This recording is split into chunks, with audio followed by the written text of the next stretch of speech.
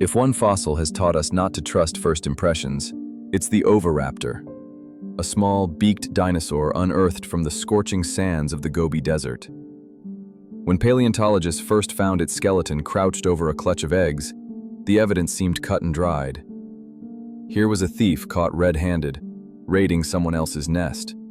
That's even how it got its name, Oviraptor, Latin for egg thief. Mystery solved. Or so they thought. But the real story, one of surprising care and devotion, took decades to unfold.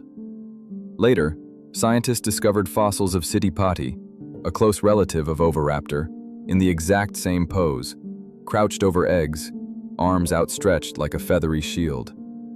The penny dropped. These dinosaurs weren't stealing eggs. They were guarding and brooding their own, just like modern birds. Even more surprising, the caretakers were usually males, wrapping their arms around the nest to keep the eggs cozy. For years, Oviraptor was the dinosaur world's supervillain. Turns out, it's more like the misunderstood dad, gentle, attentive, and sometimes overprotective. And while Oviraptor belonged to the fierce theropod family, the same broad group as T-Rex and Velociraptor, it wasn't a bloodthirsty hunting machine.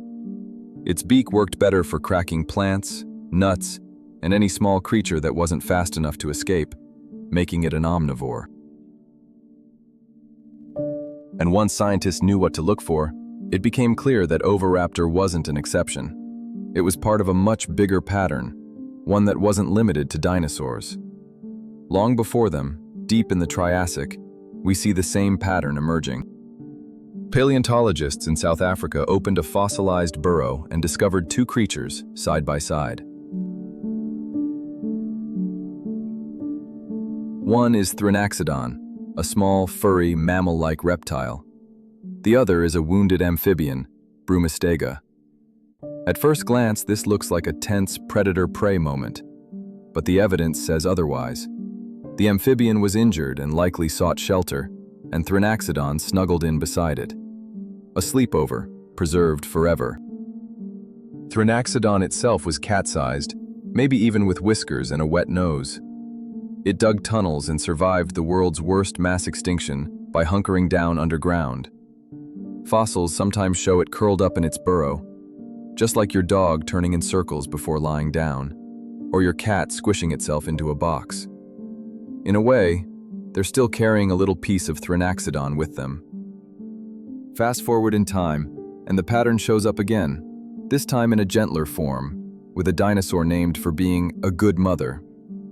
In 1978, scientists in Montana stumbled upon a hillside filled with fossilized nests, eggs, hatchlings, and even an adult keeping watch. This was Maiasaura, which means good mother lizard. Paleontologists deliberately named it feminine, in honor of the mothers who built these nurseries. Maiasaura didn't just lay eggs and leave. The parents were too big to sit on their eggs, so instead, they piled rotting plants all over their nests, forming a natural incubator. When the babies hatched, parents brought food and protected the nest. These dinosaurs lived in herds, adults and juveniles all moving together. A built-in daycare club, because when predators like Troodon came calling, safety was in numbers. The young grew at lightning speed, up to 3 feet in their first year, suggesting they may have been warm-blooded. Yet parenting was only one piece of the puzzle. Some dinosaurs didn't just raise their own young. They may have looked after the neighbors as well.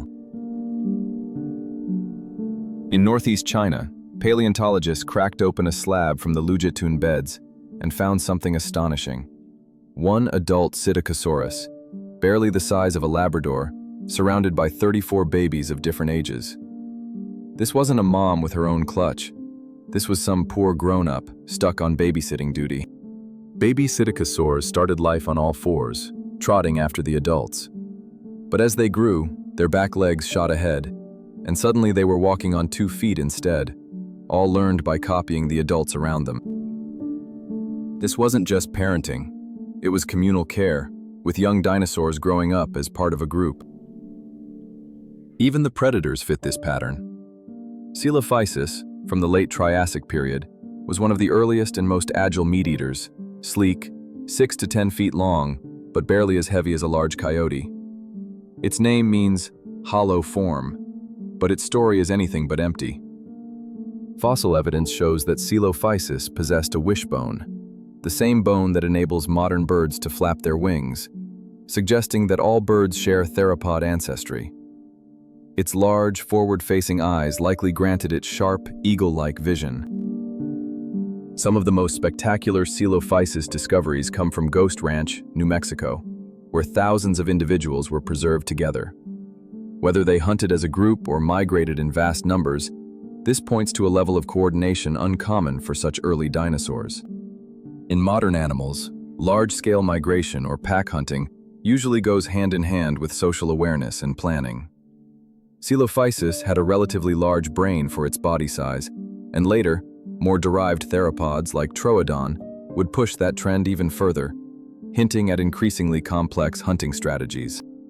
So what does all this mean for us? These fossils aren't just bones. They're stories about family, cooperation, and survival. Creatures that lived hundreds of millions of years ago, cared for their young, huddled for warmth, and sometimes even babysat for the neighbors. First impressions fool us, but the rocks tell a richer truth. Even the dinosaurs we cast as villains turn out to be more complicated than we imagined. And who knows? Maybe one day, researchers will unearth evidence that dinosaurs not only cared and cooperated, but also sang and played.